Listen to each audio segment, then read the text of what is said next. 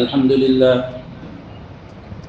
لله نحمده ونستعينه ونستغفره ونؤمن به ونتوكل عليه ونعوذ بالله من شرور أنفسنا ومن سيئات أعمالنا من يهد الله فلا مضل له ومن يضلله فلا هادي له ونشهد أن لا إله إلا الله وحده لا شريك له ونشهد أن سيدنا ومولانا محمدا عبده ورسوله أما بعد فأعوذ بالله من الشيطان الرجيم بسم الله الرحمن الرحيم قالت الأعراب آمنا قل لم تؤمنوا ولكن قولوا أسلمنا ولما يدخل الإيمان في قلوبكم وإن تطيعوا الله ورسوله لا يلدكم من أعمالكم شيئا إن الله غفور رحيم صدق الله مولانا العظيم. محترم بزرگ عزیز بھائیو، یہ شروع حجرات کی کچھ آخری آیت ہے جس کے بارے میں گزشتہ مہینے حضرات کے سامنے اس کے شان نزول پر کچھ بات کی کہ ایک قبیلہ تھا، قبیلہ بنو اسد. اس کے کچھ لوگ آپ صلی اللہ علیہ وسلم کی خدمت میں آئے اور آپ صلی اللہ علیہ وسلم سے آ کر کہا کہ ہم ایمان لے آئے ہیں. اور ان کا مقصد یہ تھا، اس زمانے میں کچھ بہت ساری سوکھا پڑا ہوا تھا، دکار پڑا ہوا تھا، اور ان کا مقصد صرف یہ تھا کہ مسلمانوں سے کچھ صدقات کو وصول کیا جائے. یعنی زبانی صرف مسلمان ہوئے تھے، دل سے مسلمان نہیں تھے. اور آ کر پھر آپ صلی اللہ علیہ وسلم پر احسان جتاتے تھے کہ ہم ایمان لائے ہیں تو آپ ہمیں یہ دے دیجئے، چیزوں کی مانگ کرتے تھے. اسی طریقے سے اس طرح احسان جتاتے کہ یہ دوسرے قبیلے ہیں وہ تو آپ کے ساتھ لڑے ہیں، انہوں نے ظلم بھی کی ہے آپ کے ساتھ، ہم آپ کے ساتھ کبھی نہیں لڑے تو ہمارا خیال زیادہ رکھنا چاہیے. یہ ان کی کچھ مانگیں تھی. اور زبانی صرف ایمان تھا، دل میں اللہ اس کے رسول صلی اللہ علیہ وسلم کی اطاعت کا کوئی جذبہ نہیں تھا. تو اسی کو ان آیت کریمہ میں اللہ تبارک و تعالیٰ نے فرمایا ہے قالت الاعراب آمنا. اس کا ترجمہ سن لیجیے کہ اعرابی جو ہے یعنی دیہات کے رہنے والے جو لوگ ہیں، اعراب کہتے ہیں گاؤں کے رہنے والے بدو قسم کے لوگ ہیں، تو اعرابی کہتے ہیں آمنا ہم ایمان لے آئے. قل لم تؤمنوا، اے نبی آپ کہہ دیجئے لم تؤمنوا تم ایمان نہیں لائے ہو، ولکن قولوا اسلمنا لیکن تم کہو کہ ہم نے فرما برداری اختیار کی ہے. ولما يدخل الایمان فی قلوبکم تمہارے دلوں میں ایمان ابھی داخل نہیں ہوا ہے. وَإِن تُطِيعُوا اگر تم اللہ کی اطاعت کرو ورسولہ اور اس کے رسول کی اطاعت کرو لا یلدکم من اعمالکم شیئا تو اللہ تمہارے اعمال میں سے کچھ بھی کم نہیں کریں گے. ان اللہ غفور الرحیم اور بے شک اللہ تبارک و تعالیٰ بڑے بخشنے والے رحم کرنے والے.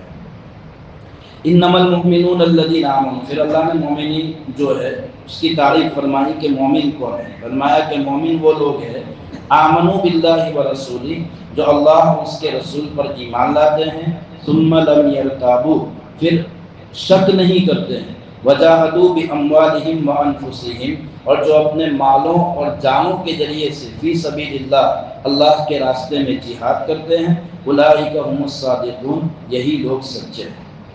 قل اتعلمون اللہ بدینکم اے نبی آپ ان سے پوچھئے یا کہیے کیا تم اللہ کو اپنے دین کے بارے میں بتاتے ہو. واللہ یعلم ما فی السماوات وما فی الارض حالانکہ اللہ تبارک و تعالی آسمان و زمین کی تمام باتیں جانتا ہے. واللہ بکل شیء علیم اور اللہ ہر چیز کو جاننے والے ہیں. یمنون علیک ان اسلموا اور وہ لوگ آپ پر یعنی آپ صلی اللہ علیہ وسلم پر احسان جتاتے ہیں ان اسلموا کہ ہم اسلام لے آئے. قل لا تمنوا علی اسلامکم اے نبی آپ کہہ دیجئے کہ مجھ پر اپنے اسلام آنے کو جتلاؤ مت. بل اللہ یمن علیکم ان ہداکم للایمان ان کنتم صادقین، بلکہ اللہ تم پر احسان کیا، بلکہ اللہ نے تم پر احسان کیا، ان ہداکم کہ تم کو ہدایت دی، للایمان ایمان کی، اگر تم سچے ہو۔ ان اللہ یعلم غیب السماوات والارض، بے شک اللہ تبارک و تعالی آسمان و زمین کی غیب کی باتیں جانتے ہیں، واللہ بصیر بما تعملون، اور اللہ دیکھتے ہیں ان اعمال کو جو تم کرتے ہو۔ تو ان پوری جو آیات ہے سورہ حجرات کی آخری آیت، اس میں تو اللہ تبارک و تعالی نے جو قبیلہ بنو اسد ان کے ایمان کے بارے میں ذکر فرمایا کہ ان کا ایمان جو تھا وہ صرف زبانی ایمان تھا، زبانی ایمان کے علاوہ ان کے پاس کچھ نہیں تھا۔ اللہ تبارک و تعالیٰ نے اس کو ذکر فرمایا۔ اب سمجھیے کہ ایمان جو ہے وہ کس کو کہتے ہیں؟ زبان سے اقرار کرنا اور دل سے کسی چیز کو سچا ماننا، اس کو ایمان کہا جاتا ہے اگر عقیدے بھی صحیح ہیں۔ جیسے اللہ اور اس کے رسول صلی اللہ علیہ وسلم کا ہم نے زبان سے اقرار کیا، لا الہ الا اللہ محمد الرسول اللہ، اور انہی باتوں کا یعنی اللہ اس کے رسول کی اطاعت کو دل سے سچا بھی جاننا کہ اللہ معبود ہے اور رسول صلی اللہ علیہ وسلم جو ہے اللہ کے نبی ہے، اللہ کے بھیجے ہوئے ہیں، اس کو دل سے ماننا، اور دوسرے تمام عقیدے جو بیان فرمائے وہ تمام عقیدے صحیح ہے تو وہ مسلمان ہے۔ اب جس کے اندر صرف زبانی اقرار، دل میں یقین نہیں ہے، دل میں تصدیق نہیں ہے، تو وہ زبانی تو مسلمان ہے لیکن وہ صحیح معنوں میں مسلمان نہیں ہو۔ جیسے آپ صلی اللہ علیہ وسلم کے زمانے میں منافقین تھے، زبان سے تو اقرار کرتے تھے لیکن دل میں ان کے ایمان نہیں تھا، تصدیق نہیں تھی۔ تو آپ صلی اللہ علیہ وسلم کے زمانے میں جو منافقین تھے ان کا بھی یہی حال تھا، لیکن صحابہ کرام رضی اللہ تعالیٰ عنہم کو شریعت کی طرف سے، آپ صلی اللہ علیہ وسلم کی طرف سے یہ حکم تھا کہ وہ زبانی اقرار کر رہے ہیں ہمارے سامنے کہ ہم مسلمان ہیں، تو پھر ان کے ساتھ مسلمانوں والا برتاؤ کیا جائے، یہ حکم تھا۔ آج بھی اگر ہمارے سامنے کوئی زبانی اقرار کرتا ہے لا الہ الا اللہ محمد الرسول اللہ کہتا ہے تو ہمارے لیے ضروری ہے، شریعت یہ ہمیں حکم دیتی ہے کہ ہم اس کے ساتھ مسلمانوں والا برتاؤ کریں، جیسے صحابہ نے منافقین کے ساتھ کیا اور ان کو حکم بھی یہی تھا۔ صحابہ کرام رضی اللہ تعالیٰ عنہم تمام حقوق جو مسلمانوں کے ہوتے تھے وہ تمام حقوق جو منافقین کے ساتھ بھی اسی حقوق کے ساتھ پیش آتے تھے۔ اگر کوئی منافق سلام کرتا تھا صحابہ اس کو سلام کا جواب دیتے، کوئی بیمار ہوتا تھا اس کی عیادت کے لیے جاتے تھے، کسی کا انتقال ہو جاتا تھا تو اس کے جنازے میں شریک ہوتے تھے۔ یہ تمام برتاؤ مسلمانوں والا ان کے ساتھ کیا جاتا تھا، حالانکہ وہ منافق تھے، اوپر مسلمان تھے، زبانی اقرار تھا، اندر سے مسلمان نہیں تھے۔ تو یہ حکم مسلمانوں کو ہے آج بھی شریعت کی طرف۔ کیوں؟ کیونکہ شریعت یہ کہتی ہے کہ بھائی ہم دل چیر کر تو کسی کا نہیں دیکھ سکتے کہ اس کے دل میں کیا ہے، اس کو ایمان کہتے ہیں۔ اب اس کو یہ آپ سمجھ گئے ہوں گے جو میں کہہ رہا ہوں، جو باتیں میں نے کہی ہیں۔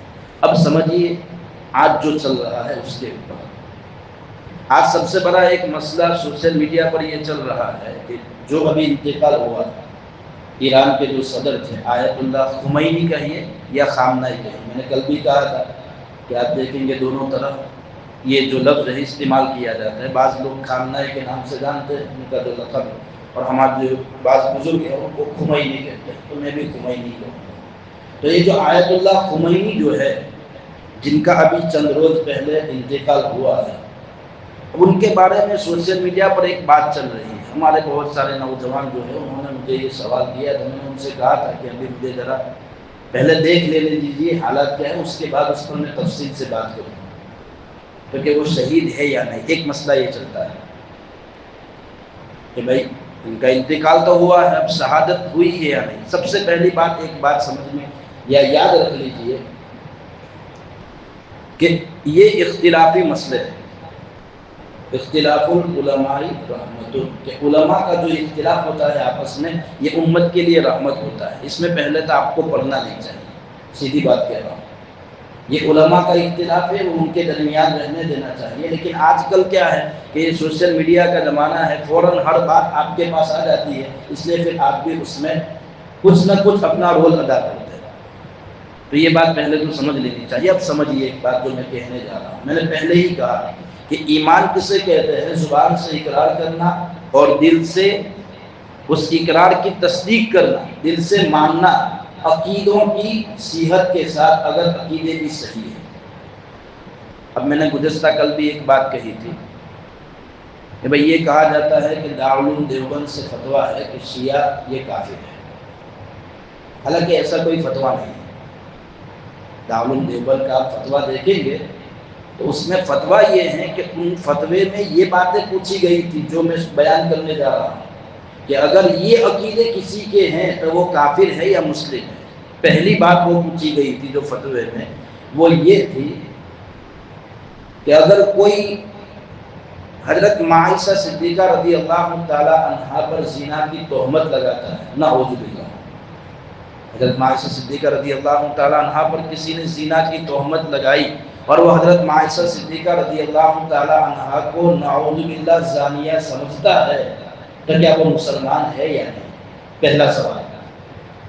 اگر کسی کا یہ عقیدہ ہے کہ حضرت عائشہ صدیقہ رضی اللہ تعالی عنہا نے زنا کیا تھا، نعوذ باللہ، تو وہ مسلمان ہے یا نہیں؟ تو اس کے لیے یہ فتویٰ ہے کہ وہ مسلمان نہیں ہے، چاہے وہ شیعہ ہو، سنی ہو، کسی بھی مسلک سے تعلق رکھتا ہو یا کسی بھی مذہب کا ہو، کسی بھی فرقے سے تعلق رکھتا ہو۔ اگر اس کا عائشہ صدیقہ رضی اللہ تعالیٰ عنہ کے بارے میں یہ عقیدہ ہے تو وہ کافر ہے۔ سیدھی بات ہے۔ کیوں؟ کیونکہ قرآن کا انکار کر رہا ہے۔ قرآن میں اللہ تبارک و تعالیٰ نے 17 یا 18 آیتیں ایسی نازل فرمائی ہے جو حضرت عائشہ صدیقہ رضی اللہ تعالیٰ عنہ کی براءت میں نازل ہوئی ہے، ان کی پاک دامنی میں نازل ہوئی ہے۔ اب قرآن نے حضرت عائشہ صدیقہ کی پاک دامنی کو بیان کر دیا، اس میں قرآن نازل ہو چکا ہے۔ اب اگر کوئی عائشہ صدیقہ رضی اللہ تعالیٰ عنہ پر زنا کی تہمت لگاتا ہے تو وہ سیدھے سیدھے قرآن کا انکار کرتا ہے، اور قرآن کا انکار کرنے والا کافر ہے۔ ایک بات یہ سمجھ میں آ گئی۔ دوسرا عقیدہ جو ہے وہ یہ ہے کہ اگر کوئی حضرت ابوبکر صدیق رضی اللہ تعالیٰ عنہ کو صحابی نہ مانے تو کیا وہ کافر ہے یا مسلمان؟ یہ سوال تھا۔ تو جواب یہ تھا کہ اگر کوئی حضرت ابوبکر صدیق رضی اللہ تعالیٰ عنہ کو آپ صلی اللہ علیہ وسلم کا صحابی نہیں مانتا ہے تو وہ بھی کافر ہے، مسلمان نہیں ہے۔ کیوں؟ وہ بھی قرآن کا انکار کر رہا ہے۔ قرآن میں ایک جگہ ہے، اذ یقول لصاحبہ لا تحزن ان اللہ معنا۔ یہ آیت کب کی ہے؟ آپ صلی اللہ علیہ وسلم جب مکہ سے مدینہ ہجرت کر کے جا رہے تھے تو آپ صلی اللہ علیہ وسلم نے غار ثور میں 3 دن پناہ لی تھی۔ اس وقت مکہ کے مشرکین آپ صلی اللہ علیہ وسلم کے پیچھے تھے، آپ صلی اللہ علیہ وسلم کو پکڑنے کے لیے۔ یہ ہمارے سامنے یہ واقعہ ہے، ہم اس کو جانتے بھی ہیں۔ جب مکہ کے جو مشرکین تھے وہ بالکل قریب پہنچ گئے آپ صلی اللہ علیہ وسلم، غار کے منہ کے قریب، لکھا ہے کتابوں میں کہ اگر وہ جھک جاتے، جھک کر دیکھ لیتے تو معلوم ہو جاتا کہ آپ صلی اللہ علیہ وسلم حضرت ابوبکر صدیق رضی اللہ تعالیٰ عنہ اندر ہے۔ جب یہ بات ہوئی تو حضرت ابوبکر صدیق تھوڑے گھبرائے کہ کہیں پکڑے نہ جائے، تو آپ صلی اللہ علیہ وسلم نے فرمایا لا تحزن، غمگین مت ہوئیے، ان اللہ معنا، بے شک اللہ ہمارے ساتھ ہے۔ اس سے پہلے جو جملہ استعمال کیا ہے قرآن نے وہ کیا ہے؟ اذ یقول لصاحبہ، جب وہ یعنی نبی اپنے صحابی سے، اپنے ساتھی سے کہہ رہے تھے لا تحزن ان اللہ معنا، تو قرآن نے حضرت ابوبکر صدیق رضی اللہ تعالیٰ عنہ کے لیے حضور صلی اللہ علیہ وسلم کے لیے حضور صلی اللہ علیہ وسلم کے صحابی کا لفظ استعمال کیا ہے، اذ یقول لصاحبہ، کہ جب نبی یعنی محمد اپنے صحابی سے، اپنے ساتھی سے، صحابی کا ترجمہ ہوتا ہے ساتھی، اپنے ساتھی سے کہہ رہے تھے لا تحزن ان اللہ معنا، تو قرآن حضرت ابوبکر صدیق رضی اللہ تعالیٰ عنہ کی صحابیت کی گواہی دیتا ہے۔ اگر کوئی آج حضرت ابوبکر صدیق کو صحابی نہ مانے تو وہ کافر ہے، مسلمان نہیں ہے۔ یہ دوسرا۔ تیسری بات، اگر کوئی حضرت علی رضی اللہ تعالیٰ عنہ کو خدا مانے، سیدھی بات ہے وہ کافر ہے، کیونکہ قرآن کریم کی کئی آیتیں، آپ صلی اللہ علیہ وسلم کی کئی حدیثوں سے ہمیں معلوم ہوتا ہے کہ اللہ جو ہے ایک معبود برحق ہے اور وہ ہے، اس کے علاوہ ہم کسی کو خدا مانیں، جیسے فرعون نے اپنے آپ کو خدا کہا تھا، آج بھی اگر کوئی حضرت علی کو خدا مانتا ہے، وہی جو بات چل رہی ہے آج سوشل میڈیا پر آپ تو دیکھتے ہوں گے، وہ مولا والے، آپ صلی اللہ علیہ وسلم نے حضرت علی کے لیے مولا کا لفظ استعمال کیا ہے۔ اب ہم جیسے کہتے ہیں خدا، مولا، اللہ، یہ اللہ کے لیے بولا جاتا ہے، تو اسی کو لے کر کچھ حضرات نے یہ کہا ہے کہ مولا کا مطلب ہوتا ہے خدا، اور خود آپ صلی اللہ علیہ وسلم نے حضرت علی کو مولا کہا ہے، تو پھر حضرت علی تو خدا ہو گئے۔ حالانکہ مولا کا اگر آپ نے، اس لیے میں کہتا ہوں کہ بھائی پڑھنا ضروری ہے، استاد کے پاس جا کر صرف ترجمے دیکھ کر یا کچھ عربی جان کر آپ عالم نہیں بن سکتے۔ مولا کا اگر آپ عربی میں ترجمہ دیکھیں گے تو اس کے مطلب ہوتے ہیں دوست کے، اس کے مطلب ہوتے ہیں سردار کے۔ آپ صلی اللہ علیہ وسلم نے مولا کہا حضرت علی کو، اس سے کوئی ہم منع نہیں کر رہے، لیکن کس نیت سے کہا تھا؟ کیا دوست کہا تھا، سردار کہا تھا؟ یہ تو کوئی نہیں جانتا۔ تو صرف مولا کے لفظ کو لے کر حضرت علی کو خدا مان لینا یہ صحیح نہیں۔ اللہ تو ایک ہی ہے جسے ہم مانتے ہیں، سمجھ رہے میری بات جو کہہ رہا ہوں؟ کیونکہ یہ سوشل میڈیا پر باتیں آتی ہیں اور لوگ پوچھنے آتے ہیں، یہ مولا والی بات چلی ہے، پھر وہ سمبل والی بات بھی بہت آج شور کر رہی ہے پوری سوشل میڈیا پر، ہے نا؟ ایک سمبل لوگ اپنے گاڑی پر بھی لگاتے ہیں، یہ مولا والے تو کچھ سانگ بھی ہے، اس میں کچھ قوالی ہے، علی مولا والی جو باتیں ہیں، اس کو گانا بھی حرام ہے اگر آپ کا یہ نیت ہے، صحیح کہہ رہا ہوں، اس کو سننا بھی حرام ہے اگر یہ نیت ہے آپ کی۔ حضرت علی کو آپ اگر یہ نیت کے ساتھ وہ سانگ سن رہے ہیں کہ علی مولا کا مطلب علی خدا ہے، تو پھر آپ تو کافر ہو گئے۔ تو ان چیزوں پر دھیان رکھنا چاہیے۔ ہمارے نوجوان کچھ بھی آتا ہے اور کچھ نئی چیز آتی ہے جو اچھی لگتی ہے، جو کانوں کو سننے میں یا کچھ اس میں، تو پھر اس میں ایسے چلے جاتے ہیں کہ پتہ نہیں کہ ہم کیا کر رہے ہیں۔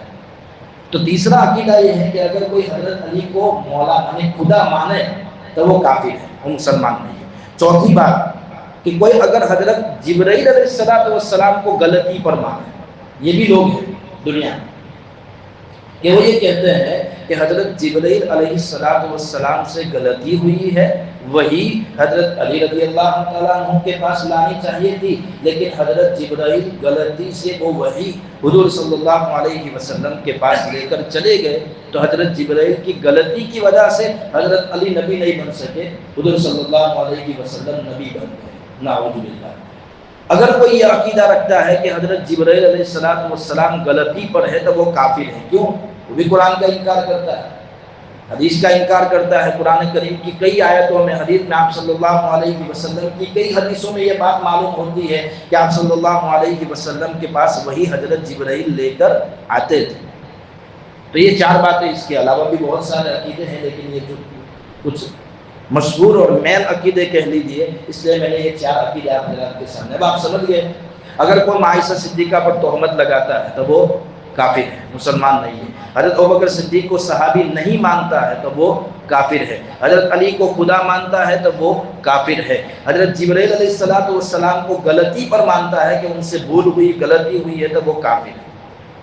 اب سمجھیے بات کو، یہ عقیدے اگر کسی کے بھی ہیں، میں یہ کہہ رہا ہوں، چاہے وہ شیعہ ہو، سنی ہو، کسی بھی فرقے سے تعلق رکھتا ہو، کوئی بھی ہو، اگر یہ عقیدے کسی کے بھی ہے یا اس میں سے ایک بھی عقیدہ کسی کا ہے تو وہ مسلمان نہیں ہے، کافر ہے۔ اور اگر کوئی کافر جنگ میں مارا جاتا ہے تو اس کو شہید نہیں کہا جائے گا، شہید اسی کو کہا جائے گا جو دشمنوں کے مقابلے میں لڑتے ہوئے مارا جائے، قتل کر دیا جائے، اور وہ حقیقت میں مسلمان ہو، یعنی اللہ اس کے رسول کو مانتا ہو، زبان سے بھی اقرار ہو، دل سے بھی اس کا یقین ہو، اور عقیدے بھی درست ہو، تبھی اس کو شہید کہا جائے گا۔ اب آئیے اس بات پر، آیت اللہ خمینی صاحب کی بات ہے۔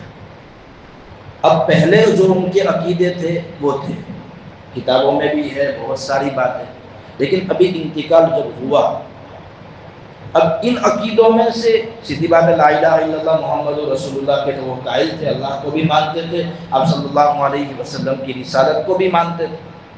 اب جو بات سوشل میڈیا پر چل رہی ہے وہ اس عقیدے کی بنیاد پر ہی چل رہی ہے کہ وہ شہید ہے یا نہیں۔ تو اگر یہ عقیدے ان کے ہیں تو صاف بات ہے وہ شہید نہیں ہے۔ اگر یہ جو عقیدے میں نے آپ حضرات کے سامنے بیان کیے ہیں، ان عقیدے میں سے کوئی بھی عقیدے کو وہ مانتے تھے تو وہ شہید نہیں ہے، لیکن ان کے یہ عقیدے نہیں تو پھر وہ شہید کہلائیں گے، کیونکہ کفار کے خلاف لڑتے ہوئے مرے ہیں۔ سمجھ گئے؟ میں یہ نہیں کہہ رہا ہوں کہ وہ شہید ہے، مجھ پر مت ڈال دینا۔ اسی لیے میں نے پہلی بات آپ کو سمجھائی کہ شہید اگر کوئی کافر ہے اور مرتا ہے تو وہ شہید نہیں کہا جائے گا، کوئی مسلمان جنگ میں مرتا ہے تو اسے شہید کہا جائے گا۔ اب میں اسی لیے میں نے پہلے یہ بات میں نے کی ہے۔ اب ہمیں کیسے معلوم ہوگا کہ آیت اللہ خمینی صاحب کے وہ عقیدے تھے یار انتقال کے بعد؟ چلو یہ بات بتا دیجیے۔ جو لوگ جو بھی بات کر رہے ہیں، میں کسی کے خلاف بھی نہیں ہوں، کسی کے اس میں نے پوری بات اسی لیے آپ کو سمجھایا۔ ہمیں کیسے معلوم ہوگا کہ آیت اللہ خمینی صاحب کا جب انتقال ہوا اس وقت ان کے یہ عقیدے تھے یا نہیں؟ پہلے کی بات میں نہیں کر رہا ہوں، انہوں نے اپنی کتابوں میں یہ بات لکھی بھی ہے، صحابہ کی گستاخیاں بھی کی ہے، حضرت عائشہ کے بارے میں بھی بہت کچھ لکھا ہے، وہ پہلے کی باتیں تھی۔ لیکن جب انتقال ہوا، ہو سکتا ہے آدمی رات میں بھی معافی مانگ لے اللہ سے۔ میں نے 4-5 دن پہلے بھی جب یہ بات کی تھی تب یہ بات میں نے آپ حضرات کے سامنے کی تھی۔ اسی لیے پہلے میں نے کہا تھا کہ ہمیں صرف زبانی اقرار پر ہمیں یہ کہا گیا ہے کہ اس کو مسلمان مان لو۔ صحابہ کو بھی یہ حکم تھا، منافقین زبان سے اقرار کرتے تھے، دل میں ان کا کیا تھا وہ مت سوچیے، اگر وہ زبان سے اقرار کر رہے ہیں تو ان کو مسلمان مان لو، مسلمانوں والا ان کے ساتھ سلوک کیا جائے۔ اب ان کے یہ عقیدے تھے یا نہیں ہمیں نہیں معلوم، اور چیر کا بھی ہم نہیں دیکھ سکتے ہیں۔ آپ صلی اللہ علیہ وسلم کا ایک واقعہ موجود ہے۔ ایک مرتبہ جنگ میں حضرت عمر رضی اللہ تعالیٰ عنہ کے ہاتھ میں ایک کی گردن آ گئی تھی۔ حضرت عمر نے اس کو پکڑا تو اس نے ڈر کے مارے لا الہ الا اللہ محمد رسول اللہ کہہ دیا، یعنی کلمہ پڑھ لیا۔ حضرت عمر کا خوف تھا، آپ جانتے ہیں، جیسے ہی حضرت عمر نے پکڑا تو اس نے کلمہ پڑھ دیا لا الہ الا اللہ محمد رسول اللہ، پھر بھی حضرت عمر نے اسے مار دیا۔ تو آپ صلی اللہ علیہ وسلم کو جب یہ بات معلوم ہوئی تو آپ صلی اللہ علیہ وسلم نے حضرت عمر سے پوچھا تھا کہ عمر کیا اس نے کلمہ نہیں پڑھا تھا؟ تو حضرت عمر نے کہا کہ کلمہ تو پڑھا تھا، پھر بھی اسے مار دیا۔ تو کہا کہ یا رسول اللہ وہ تو ڈر کے مارے پڑھ رہا تھا کہ اب موت قریب ہے، وہ ایمان وہ تو زبانی اقرار کر رہا تھا۔ تو آپ صلی اللہ علیہ وسلم نے سخت الفاظ میں کہا تھا کہ عمر کیا تو نے اس کے دل کو چیر کر دیکھا تھا؟ یہ ہے، یہ واقعہ موجود ہے کہ عمر کیا تو نے اس کے دل کو چیر کر دیکھا تھا کہ وہ زبانی پڑھ رہا ہے یا دل میں بھی ایمان ہے؟ تو یہ جو میں نے پوری بات آپ حضرات کے سامنے ناپدر رکھ دیا ہے، بات توڑ لیجیے کہ آپ آیت اللہ خمینی صاحب شہید تھے یا نہیں، اور ان کے جو عقیدے ہیں ان کے ساتھ ہیں جو بھی بات ہے۔ تو ایک بات یہ سوشل میڈیا پر چل رہی ہے تو یہ آپ کے سامنے یہ صاف ہو گیا کہ بھائی کیا کرنا چاہیے۔ اب میں تو یہ کہتا ہوں کہ اس کے اختلاف میں پڑھنا ہی نہیں چاہیے، ہمیں ہمارے عمل تلک امۃ قد خلت لہا ما کسبت ولکم ما کسبتم۔ قرآن کہہ رہا ہے کہ ایک امت تھی گزر گئی، لہا ما کسبت ان کے اعمال، ما کسبت ان نے جو کمایا ہے ان کے اعمال ان کے ساتھ، ولکم ما کسبتم تم جو اعمال کر رہے ہو تمہارے ساتھ ہے، ولا لا تسألون عما كانوا يعملون تم سے ان کے اعمال کے بارے میں نہیں پوچھ رہے ہیں، ہم ہمارے عمل پر دھیان دیں۔ تو ایک بات تو یہ تھی۔ دوسری بات جو سوشل میڈیا پر چل رہی ہے تو سوال کیا جاتا ہے سپورٹ کس کا کیا جائے؟ یہ بات چل رہی ہے کہ بھائی ایران اسرائیل کے درمیان ایک لڑائی چل رہی ہے، وار چل رہے ہیں، تو مسلمان کنفیوز ہے سب باتیں سن کر کے بھائی جب ایران بھی اگر عقیدے صحیح نہیں ہے ایران کے، وہ بھی کافر ہے، تو یہ تو دو کافر لڑ رہے ہیں، یہ کہا جا رہا ہے، میں نہیں کہہ رہا ہوں، کہا جا رہا ہے۔ تو اب کس کا سپورٹ کیا جائے، کس کا ساتھ دیا جائے، دعا کی جائے یا نہیں، مغفرت کی دعائیں، یہ تمام باتیں آتی ہیں۔ اب اس بات کو سمجھنے سے پہلے ایک واقعہ قرآن سے سمجھ لیتے ہیں۔ قرآن میں ایک سورت ہے جس کا نام ہے سورہ روم، 21ویں پارہ ہے، ابھی پرسوں جمعہ کے دن اس کی ہم نے تراویح پڑھی۔ اس کے پہلے کچھ آیت کا ترجمہ سن لیجیے، پھر اس کے شان نزول کو سمجھتے ہیں، پھر آج کی جو وار چل رہی ہے اس کے بارے میں سمجھیں گے۔ الف لام میم غلبت الروم، الف لام میم یہ تو حروف مقطعات میں سے اس کے معنی اللہ کے علاوہ کوئی نہیں جانتا ہے۔ غلبت الروم، رومی مغلوب ہو گئے۔ مغلوب ہونے کا مطلب میں اپنی زبان میں سیدھی زبان میں ترجمہ کرتا ہوں، غلبت الروم، رومی ہار گئے، فی ادنی الارض، قریبی زمین میں، وہم من بعد غلبہم سیغلبین، اور وہ اپنی ہار کے بعد سیغلبون عنقریب جیتیں گے، عنقریب غالب آئیں گے، فی بضع سنین چند سالوں میں، للہ الامر من قبل و من بعد اللہ ہی کے لیے حکم ہے، یعنی اللہ ہی کے ہاتھ میں ہے حکم، من قبل اس سے پہلے بھی، و من بعد پر بعد کے بعد میں بھی، ویومئذ یفرح المؤمنون اور اس دن مومنین خوش ہوں گے، ویومئذ یفرح المؤمنون اس لفظ پر دھیان رکھنا، اس دن مومنین خوش ہوں گے۔ اب یہ آیت کریمہ ہے، اس میں رومی جو ہار گئے تھے، رومن پاور جسے ہم کہتے ہیں، اس کا ذکر ہے، اور وہ بعد میں جیتیں گے اس کا بھی آیات میں ذکر ہے۔ اب یہ پورا اس کا شان نزول سمجھیے، تو یہ جو آپ چل رہا ہے اس پر ہم کل کچھ مطلب اپنا جو کیا کہتے ہیں اسٹینڈ وہ لے سکتے ہیں کہ کس کی طرف ہمیں جانا ہے۔ اب اس کو سمجھیے، قرآن کریم کی آیات میں دو بڑی سپر پاور طاقتیں اس زمانے میں تھی، اس کا ذکر ہے۔ ایک تو رومن پاور، رومن امپائر جسے ہم کہتے ہیں، اور دوسرا فارس۔ فارس وہ اس زمانے میں فارس کہا جاتا تھا، اسے آج ایران کہا جاتا ہے۔ یہ ایران جو ہے وہ فارس ہی ہے، وہ پہلے فارس تھا، مطلب وہ فارس اس لیے فارسی جسے کہتے ہیں، فارسی زبان اسی سے نکلی۔ اب یہ روم کا جو علاقہ ہے اس کو سمجھیے پہلے، یہاں کہا ہے فی ادنی الارض، قریبی زمین میں، تو یہ جو رومی علاقہ ہے، رومن امپائر جو تھا، وہ عرب سے قریب تھا فارس کے مقابلے میں۔ فارس یعنی ایران عرب سے دور ہے، اور روم کا جو اس وقت جو پورا ایریا تھا، کیا ایریا تھا؟ ازرعات ایک شہر ہے ملک شام کا، بصرہ ملک شام کا ایک شہر ہے، یہ بھی روم میں آتا تھا۔ یورپ کا پورا حصہ یہ رومن امپائر کہلاتا تھا، اور ترکی جسے ہم ترکی کہتے ہیں وہ بھی کچھ حصہ رومن امپائر میں آتا تھا، بلکہ ترکی کا جو مشہور شہر ہے قسطنطنیہ، جسے ہم استنبول کہتے ہیں یا قسطنطنیہ مطلب انگلش میں کہا جاتا ہے، جو ہے قسطنطنیہ یا استنبول، وہ اس وقت اسی رومن امپائر کی راجدھانی تھی۔ یہ پورا رومن امپائر تھا، اس طرف ایران تھا۔ اب پہلے یہ سمجھیے کہ جو رومی لوگ تھے وہ عیسائی تھے، عیسائیت مطلب اہل کتاب تھے، حضرت عیسیٰ علیہ السلام کو ماننے والے۔ اب یہ سمجھ لیں، ان کے درمیان اکثر لڑائیاں رہتی تھی، فارس اور روم کے درمیان۔ کبھی فارس سے یعنی ایران سے کوئی بادشاہ اٹھتا تھا اور وہ ایران اس پر رومن پاور پر حملہ کرتا تھا اور بالکل ان کو پیچھے کر دیتا تھا۔ کبھی رومن سے کوئی ایسا بادشاہ اٹھتا تھا اور وہ فارس یعنی ایران پر حملہ کرتا تھا، ان کو پیچھے دھکیل دیتا تھا۔ یہ لڑائیاں چلتی رہتی تھی۔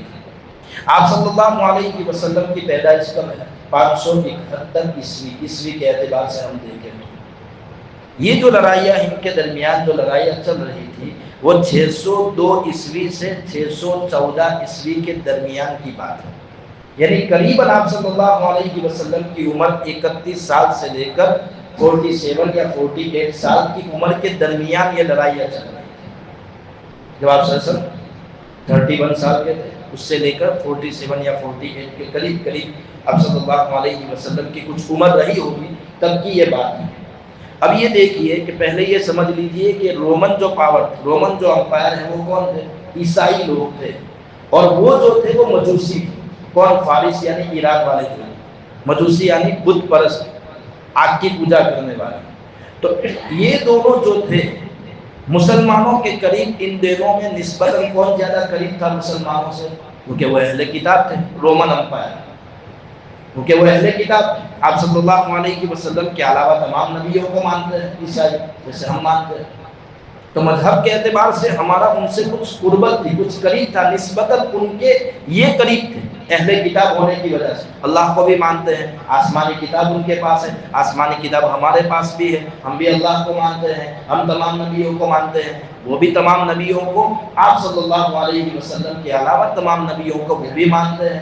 وہ بھی حضرت عیسیٰ علیہ السلام کی رسالت کے قائل ہے، ہم بھی محمد صلی اللہ علیہ وسلم کی رسالت کے قائل ہیں۔ یہ تمام چیزیں مذہب کے اعتبار سے ان کے اور ہمارے درمیان کچھ مشترک ہے، کچھ، ہر بات نہیں، کیونکہ کچھ ان کے بھی عقیدے صحیح نہیں تھے۔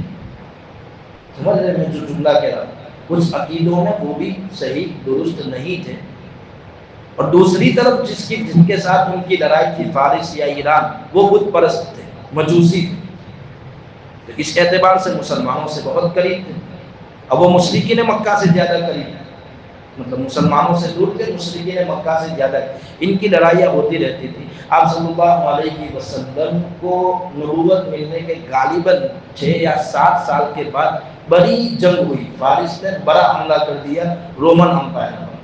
اتنا خطرناک حملہ کیا کہ ان کی جو راجدھانی ہے قسطنطنیہ یا استنبول کہہ لیجیے، اس پر بھی قبضہ کیا، اور وہاں اپنا عبادت گاہ، اپنا ایک عبادت کرنے کی جگہ جسے ہم گجراتی میں اگیاری کہتے ہیں، آپ کی پوجا کرتے ہیں جہاں اگیاری کہا جاتا ہے، تو وہ عبادت خانہ انہوں نے وہاں بنایا. اتنا بڑا ہے، پوری حکومت پورے ان کو اپنے کنٹرول میں لے لیا. کس نے؟ فارس. تو اب مشرکین جو تھے اس زمانے کے مکہ کے مشرکین، وہ مسلمانوں کے پاس آئے اور مسلمانوں کو چرانے لگے جیسے آج چرایا جاتا ہے. ہم بھلے ایران کو کچھ بھی کہہ لیں، لیکن ایران کو مارنے پر آج مسلمانوں کو کافروں کی طرف سے مشرکین سے، کیونکہ وہ تو مسلمان مانتے ہیں، ہم کو جو بھی ہمارا عقیدے کا اختلاف کی وجہ سے ہم نہ مانیں، لیکن وہ مانتے ہیں. تو آ کر مکہ کے مشرکین چراتے تھے کہ دیکھ تم بھی اہل کتاب ہے، تمہارے پاس بھی آسمانی کتاب ہے، ان کے پاس بھی آسمانی کتاب ہے، تم جس کو مانتے تھے، تم جس کا سپورٹ کرتے تھے، جو تم سے زیادہ قریب ہے مذہب کے اعتبار سے نسبتاً، وہ ہار گئے اور ہمارے والے جیت گئے. یعنی فارس جو بت پرست ہے وہ جیت گئے. تو اس کا مطلب یہ ہوا کہ اللہ ہمارے ساتھ ہے، اہل کتاب کے ساتھ ہے، جو آسمانی کتاب والے اس کے ساتھ نہیں ہے. پھر یہ بھی کہتے تھے کہ جیسے آج فارس نے، ایران نے روم کو ہرایا ہے، ایک دن آئے گا کہ ہم تم کو ہرائیں گے. یہ جملہ استعمال جس کی وجہ سے صحابہ کرام پریشان رہے تھے. جب یہ جملے استعمال ہوتے تھے صحابہ کرام کو پریشانی ہوتی تھی. تو اسی وقت قرآن کریم کی آیت نازل ہوئی ہے، غلبت الروم. جو روم ہے، رومن امپائر، وہ ابھی تو ہاری ہے فی ادنی الارض، قریبی زمین میں. میں نے قریبی زمین سے آپ کو سمجھا دیا کہ چونکہ یہ روم کی جو زمین تھی وہ عرب سے زیادہ قریب ہے نسبتاً ایران کے.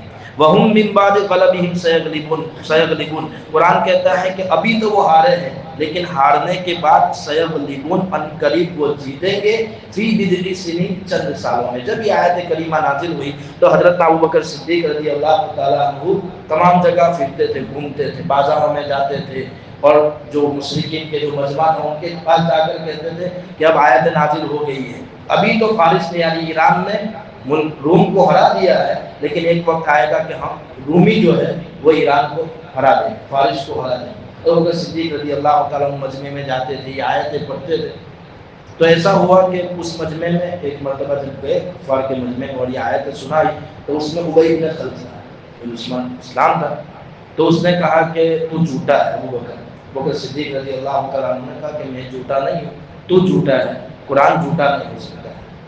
تو پھر اس نے کہا کہ نہیں تو جھوٹا ہے. تو ابوبکر صدیق رضی اللہ تعالیٰ عنہ نے کہا کہ شرط لگاتے ہیں، جیسے آج کل ہم لگاتے ہیں، تو شرط لگاتے ہیں. ابوبکر صدیق نے شرط لگائی ہے اس زمانے میں، کہا کہ اگر 3 سال کے اندر اندر رومی جیتتے ہیں اور فارس یعنی ایران ہارتا ہے تو مجھے 10 اونٹ دینے ہوں گے، اور اگر رومی ہار جاتے ہیں اور ایران پھر سے جیت جاتا ہے، فارس پھر سے، تو میں تجھے 10 اونٹ دوں گا.